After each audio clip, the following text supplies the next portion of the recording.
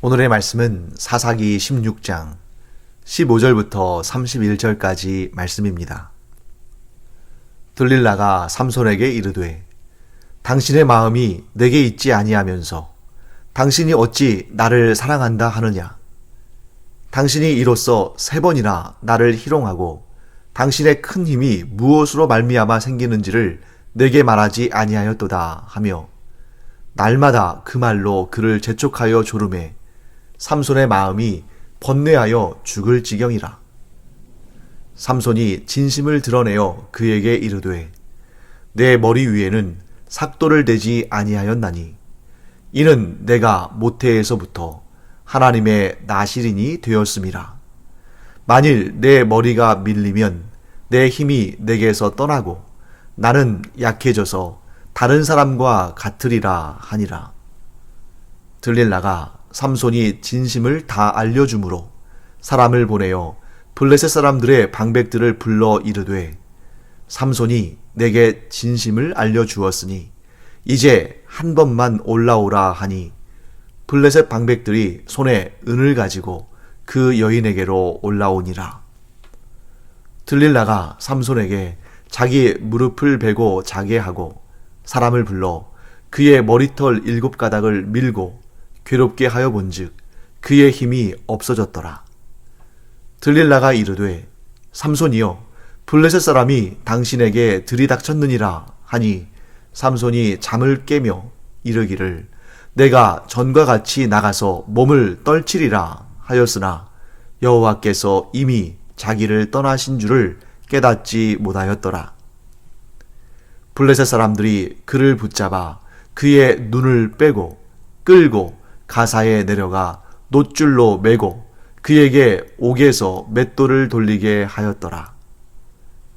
그의 머리털이 밀린 후에 다시 자라기 시작하니라. 블레셋 사람의 방백들이 이르되 우리의 신이 우리 원수 삼손을 우리 손에 넘겨주었다 하고 다 모여 그들의 신 다곤에게 큰 제사를 드리고 즐거워하고 백성들도 삼손을 보았으므로 이르되 우리의 땅을 망쳐놓고 우리의 많은 사람을 죽인 원수를 우리의 신이 우리 손에 넘겨주었다 하고 자기들의 신을 찬양하며 그들의 마음이 즐거울 때에 이르되 삼손을 불러다가 우리를 위하여 제주를 부리게 하자 하고 옥에서 삼손을 불러내매 삼손이 그들을 위하여 제주를 부리니라. 그들이 삼손을 두 기둥 사이에 세웠더니 삼손이 자기 손을 붙든 소년에게 이르되 나에게 이 집을 버틴 기둥을 찾아 그것을 의지하게 하라 하니라. 그 집에는 남녀가 가득하니 블레셋 모든 방백들도 거기에 있고 지붕에 있는 남녀도 3,000명 가량이라. 다 삼손이 제주 부리는 것을 보더라. 삼손이 여호와께 부르짖어 이르되 주 여호와여 구하옵나니 나를 생각하옵소서. 하나님이여 구하옵나니 이번만 나를 강하게 하사 나의 두 눈을 뺀 블레셋 사람에게 원수를 단번에 갚게 하옵소서 하고 삼손이 집을 버틴 두 기둥 가운데 하나는 왼손으로 하나는 오른손으로 끼어 의지하고 삼손이 이르되 블레셋 사람과 함께 죽기를 원하노라 하고 힘을 다하여 몸을 굽히매 그 집이 곧 무너져 그 안에 있는 모든 방백들과 온 백성에게 덮이니 삼손이 죽을 때에 죽인 자가 살았을 때에 죽인 자보다 더욱 많았더라. 그의 형제와 아버지의 온 집이 다 내려가서 그의 시체를 가지고 올라가서 소라와 에스다올 사이 그의 아버지 마노아의 장지에 장사하니라. 삼손이 이스라엘의 사사로 20년 동안 지냈더라. 들릴라는 3번의 실패에도 불구하고 끈질기게 삼손을 재촉하고 조르면서 삼손의 그 힘의 비밀을 알아내려고 합니다. 자, 이런 들릴라의 집요한 모습, 재촉하는 모습, 또 그 끈질긴 모습을 보면서 우리가 죄와 사탄의 시험의 그런 모습을 보는 것처럼 보이죠. 죄가 사람을 얼마나 끈질기게 유혹하는가, 사탄이 얼마나 집요하게 사람을 시험하는가 하는 것을 이 들릴라의 모습을 통해서 우리가 보게 됩니다. 반면에 그와 맞서야 되는 삼손은 시간이 지날수록 마음이 약해집니다. 사실 삼손은 나실인이요, 하나님의 사사인데 이러한 이방 여인을 사랑한 것도 문제지만 그 여인의 집요하고 끈질긴 유혹을 또 시험을 이겨내지 못한다는 것은, 그래서 그 앞에서 지금 이렇게 번뇌하고 죽을 지경일 정도로 괴로워하고 이렇게 점점 마음이 약해지고 그 안에서 조금씩 그 여인에 의해서, 들릴라에 의해서 그의 심경이 변화된다는 것은 굉장히 안타까운 일이죠.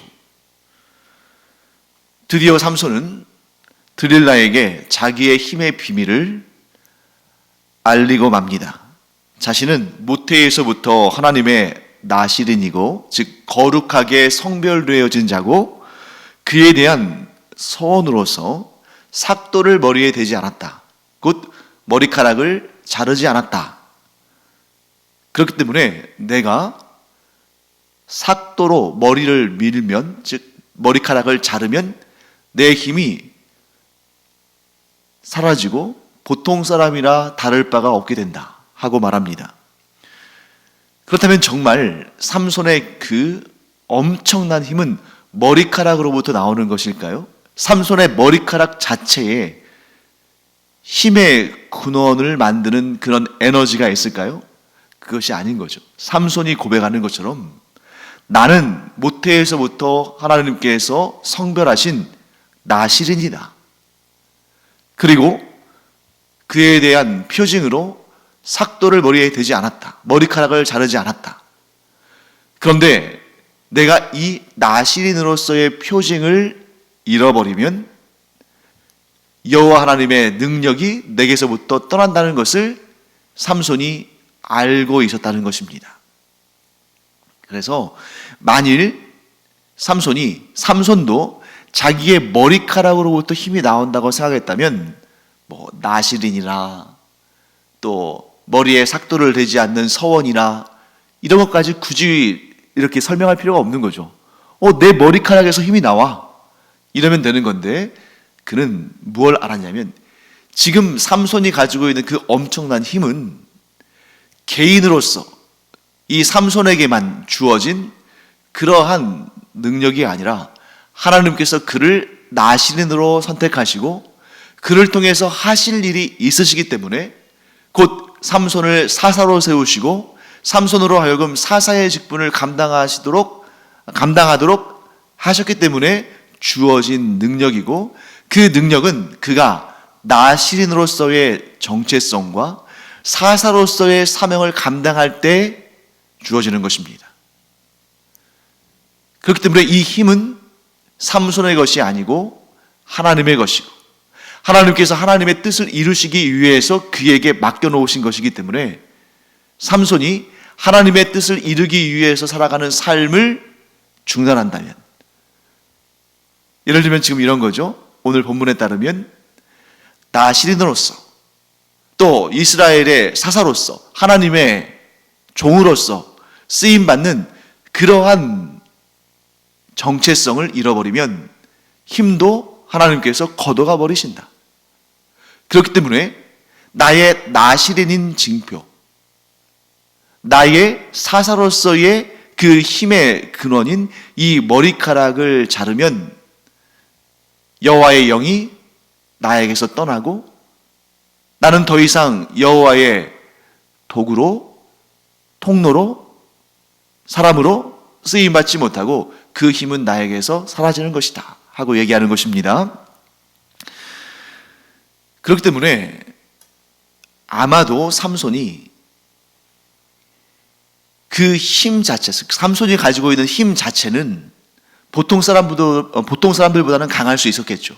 삼손이 체격도 좋았을 것이고 힘도 보통 사람들보다는 강했을 겁니다. 하지만 낙타의 턱뼈 하나로 1000명을 죽이고, 또 그 이전에 사자가 그에게 달려들 때 새끼 염소를 찢듯이 그 사자를 찢어 죽이는 그런 놀라운 힘은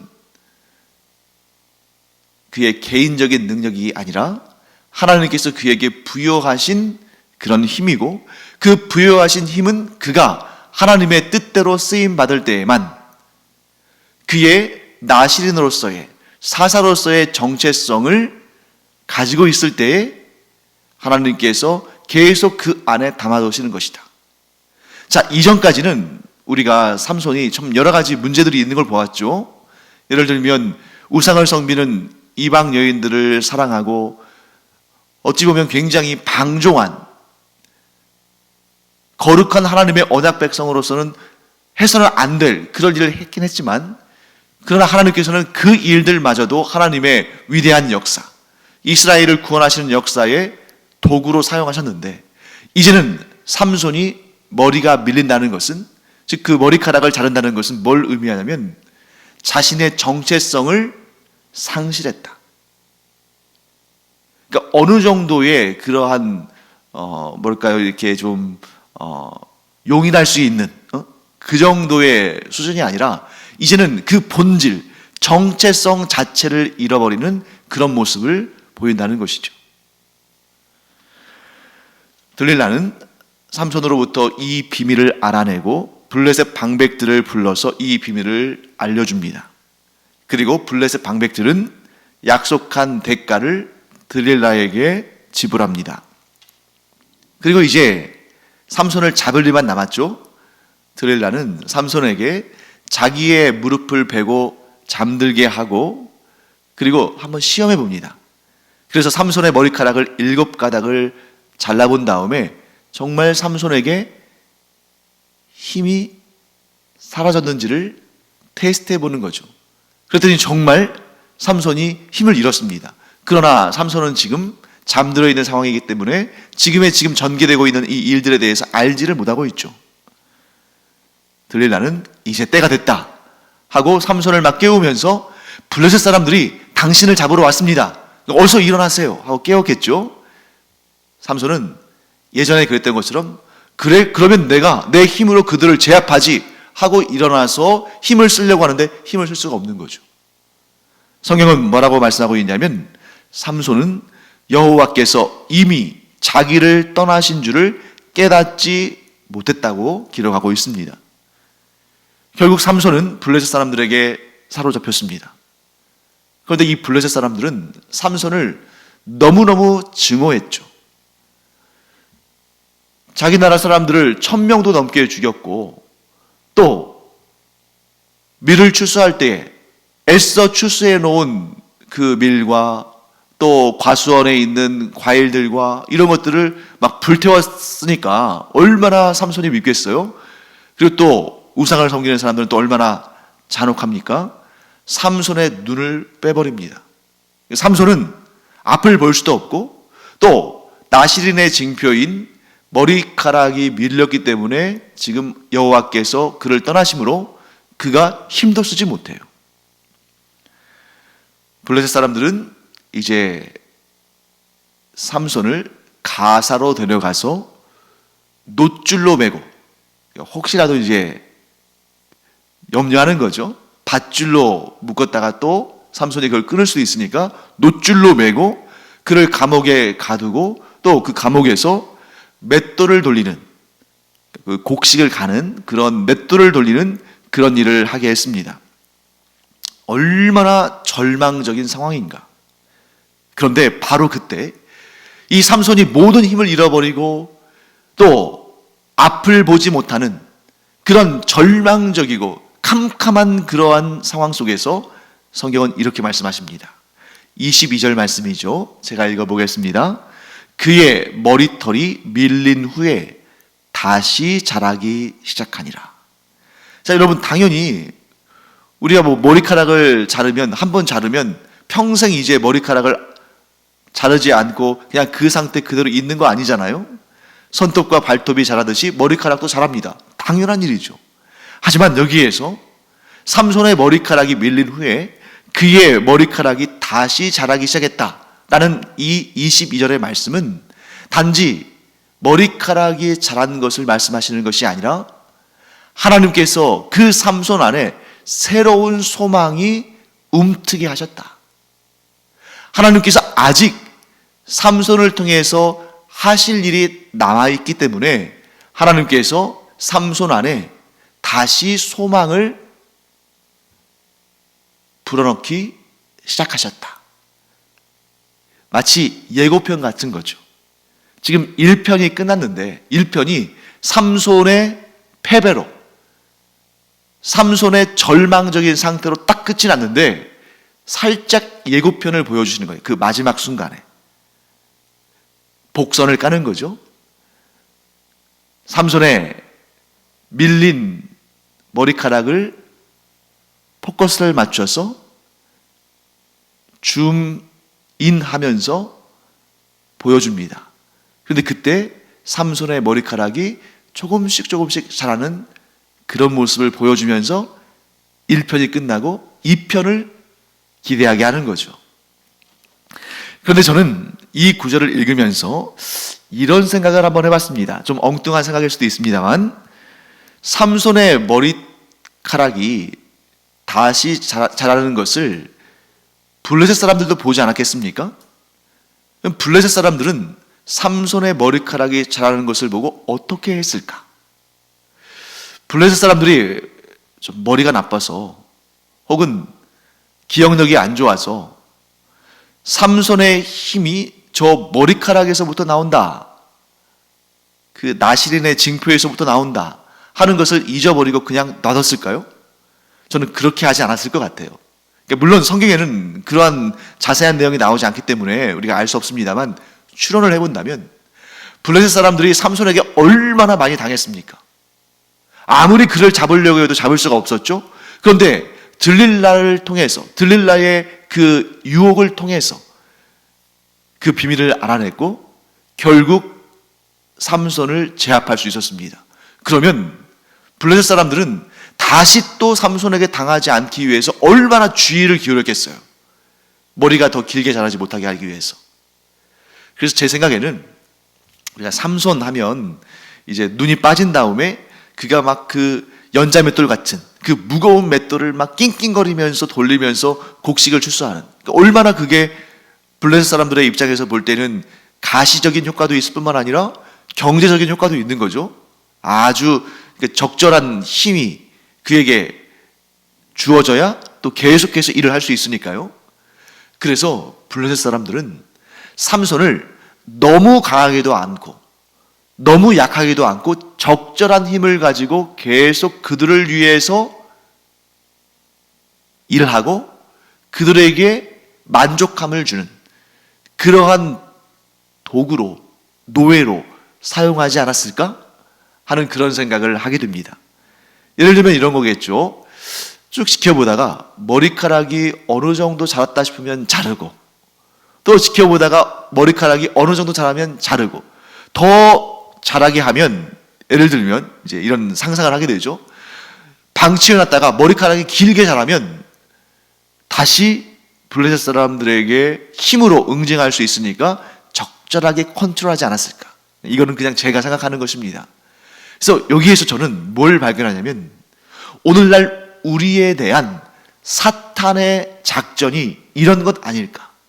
블레셋 사람들이 삼손을 지켜보고 있다가 머리카락이 어느 정도 자라면 자르고 어느 정도 자라면 자르고 하는 것처럼, 사탄도 오늘날 우리를 지켜보면서 우리가 영적으로 어느 정도 성장하면 저기에서 더 성장하면 아주 굉장히 우리에게 위험한 인물이 될 수 있겠는데 하고 그 신앙의 싹을 자르고, 이런저런 시험과 환난과 어려움을 막 주면서 우리를 시험하면서 우리의 신앙이 더욱더 성장하는 것을 막고 그것을 자르고 방해하는 이런 공작을 사탄이 하고 있지 않을까.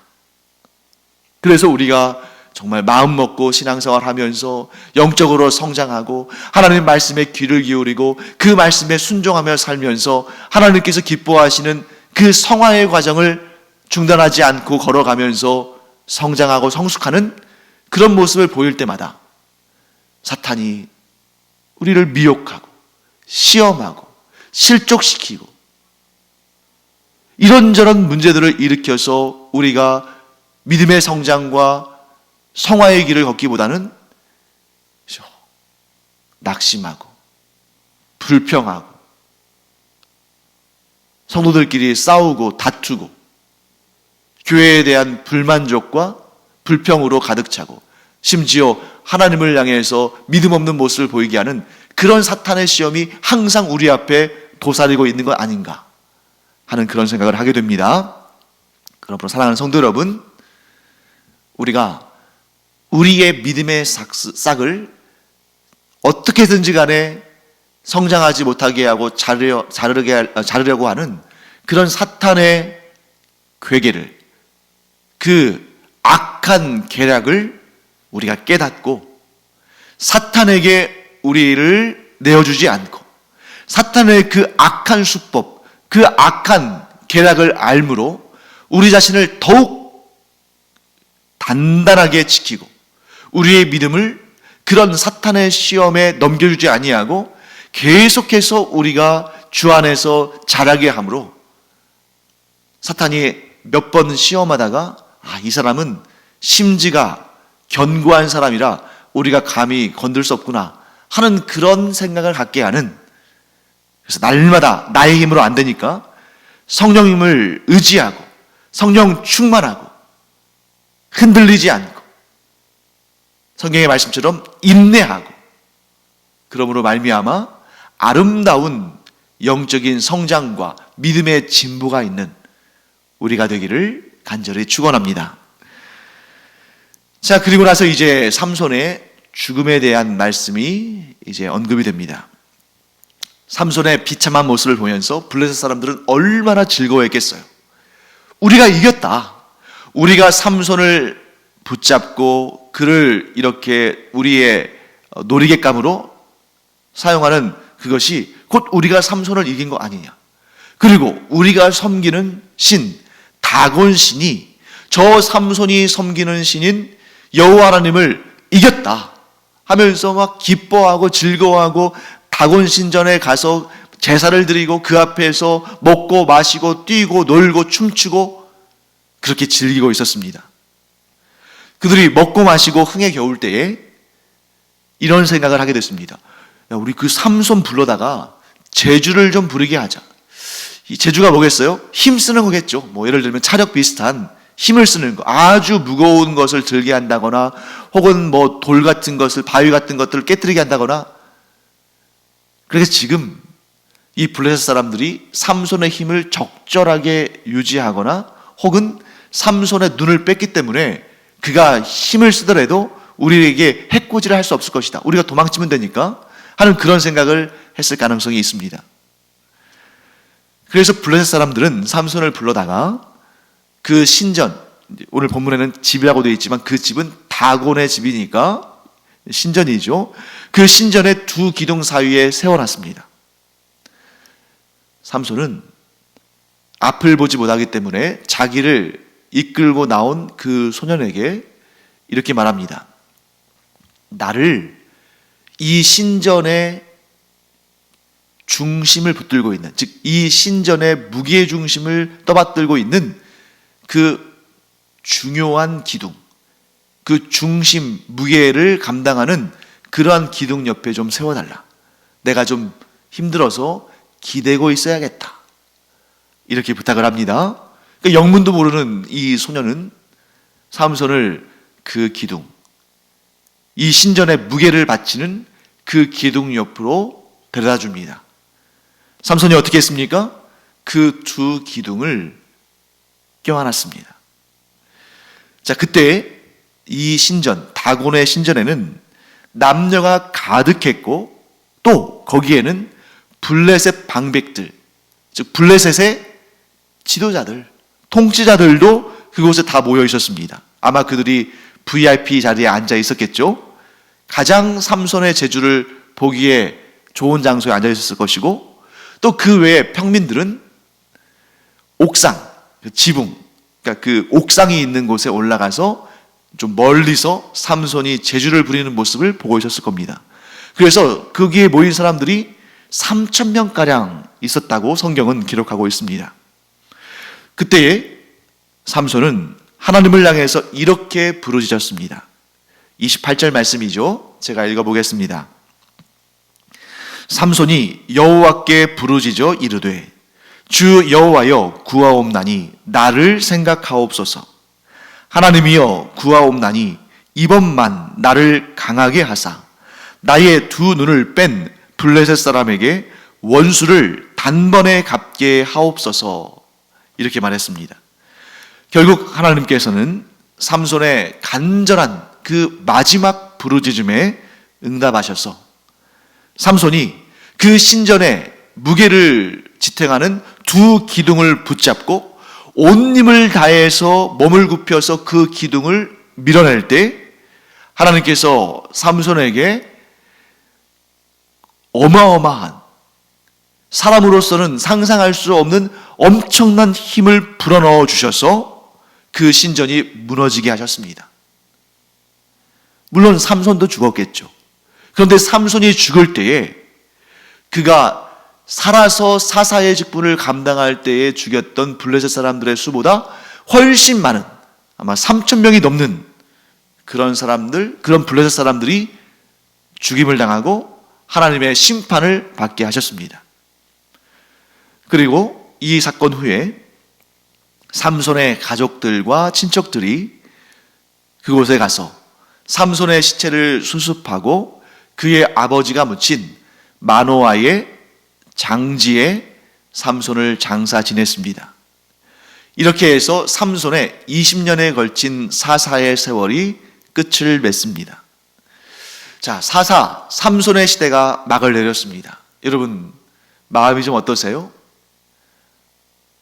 재미는 있는데 이런 스토리 얼마나 사람들의 호기심을 자극하고 재미있게 또 서로 얘기도 하고 할 수 있는 그런 얘기입니까? 하지만 너무나 안타깝죠. 만일 삼손이 처음부터 그 죽음을 앞둔 바로 그 순간의 그 간절함이, 하나님을 향한 부르짖음이, 그 블레셋을 향한 하나님의 도구로 쓰임받고자 하는 그러한 열망이 처음부터 있었다면 얼마나 좋았을까.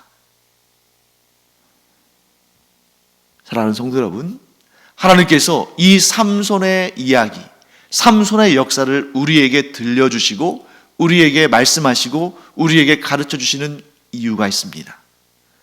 저는 이렇게 결론을 내리고자 합니다. 우리는 삼손에게서 나의 모습을 발견해야 한다. 우리가 삼손에 대해서 혀를 차고 안타까워하고 정말 민망스러워하고 할 수 있습니다만 왜 삼손이 저렇게 살까? 태중에서부터 나실인으로 성별된 삼손, 모든 사사들 중에서 유일하게 그애가 태어날 때부터, 아니 태어나기 전부터 나실인으로 성별된 삼손인데, 그리고 어떤 사사도 삼손만한 그런 힘을 가진 사람이 없는데 왜 그렇게 살았을까? 왜 우상을 섬기는 블레셋 여인들을 사랑했을까? 왜 정신 못 차렸을까? 처음부터 그랬으면 좋았을 텐데, 이런 생각을 할 수 있는데, 그러한 우리의 안타까움이, 그러한 우리의 평가가 사실은 우리가 우리 자신에게도 적용할 수 있는 거라는 것입니다. 나중에 우리가 이 세상을 떠나서 우리가 하나님의 자녀들이고 우리가 예수 그리스도를 구주로 영접한 하나님의 구원받은 백성들이니까 우리가 모두 천국에 갈 것입니다. 저는 그렇게 믿습니다. 그런데 그곳에서 우리의 삶을 돌아보면서 하나님 앞에서 우리의 삶을 정산하면서 내가 믿음 생활을 시작할 그때부터 더욱 경건하고 더욱 거룩함에 대한 열망이 있고 더욱 하나님의 말씀에 순종하고 더욱 주님의 몸 되신 교회에 헌신하고 힘을 다해서 봉사하면 얼마나 좋았을까? 이런 후회, 이런 생각 우리 다 할 수 있지 않겠습니까? 그래서 우리가 삼손을 통해서 우리 자신을 점검해 봐야 한다는 것입니다. 물론 삼손이 하나님의 귀한 도구로, 통로로, 사사로 쓰임받았습니다만 그의 삶에서 그 순간순간, 그 중간중간 보여지는 그러한 경건치 않은 모습이 얼마나 하나님의 마음을 아프게 했을까? 물론 하나님께서는 그런 모습들마저도 하나님의 위대한 역사에 도구로서 사용하셨습니다만 만일 삼손이 더 경건의 열심과 성별된 그러한 거룩한 삶을 살았다면 하나님의 구원 역사가 얼마나 더 풍성하게 일어났을까? 또한 이스라엘의 영적인 상태가 얼마나 더 성장하고 성숙했을까? 사랑하는 성도 여러분, 우리가 뒤늦게 후회하거나 뒤늦게 이런 일들에 대해서 우리가 그때 그랬으면 좋았을 걸 하는 그러한 생각을 하지 않기 위해서 바로 이 순간, 지금 바로 우리가 살아가는 이 현실, 이 현재에서부터 더욱 하나님의 말씀을 마음에 새기고 더욱 그 말씀에 순종하고 더욱 경건의 열심을 내고 나의 힘으로는 이 들릴라와 같은 이런 죄와 사탄의 미혹을 이길 수 없지만 그럴수록 더욱 하나님의 영, 곧 성령을 더 굳건히 붙잡고 그래서 나는 아무것도 아니지만 하나님께서 나와 함께 하시면 제가 하나님께서 기뻐하시는 그 일을 감당할 수 있사오니 성령께서 저와 함께 하시며 저에게 새 힘을 불어넣어 주시며 성령님의 인도하심을 따라서 악한 죄와 사탄의 시험에 넘어가지 않고 이 세상의 유혹들에 기웃거리지 않고 죄와 벗삼지 않고 성령님의 인도하심을 따라 하나님께서 기뻐하시는 삶을 살며 더욱 성화되어가는 우리가 되기를 기도할 때, 또 노력할 때, 수고하고 헌신할 때 하나님께서 우리를 바라보실 때 얼마나 기뻐하실까? 또한 하나님께서 우리를 통해서 얼마나 위대한 하나님의 역사를 이루실까? 하는 그런 생각을 하게 됩니다. 사랑하는 성도 여러분, 삼손의 이야기를 그냥 재미있게 읽고 지나가면 안 됩니다. 또한 삼손에 대해서 그냥 그에 대해서 아휴 왜 그랬어 하고 안타까워하거나 그를 심지어 정죄하면서 지나가서도 안 됩니다. 우리는 어떻게 해야 합니까? 삼손에게서 나의 모습을 발견하고 세상의 죄악과 사탄의 시험에 때때로 넘어가기도 하고 심지어 벗삼기도 하고 삼손처럼 사랑하기도 하면서 하나님의 마음을 아프게 하는 그런 삶을 살았던 나의 온전치 못한 것들을 솔직하게 하나님께 내어놓고 회개하고 돌이켜서 성령님의 그 도우심과 인도하심을 받아서 하나님께서 기뻐하시는 삶을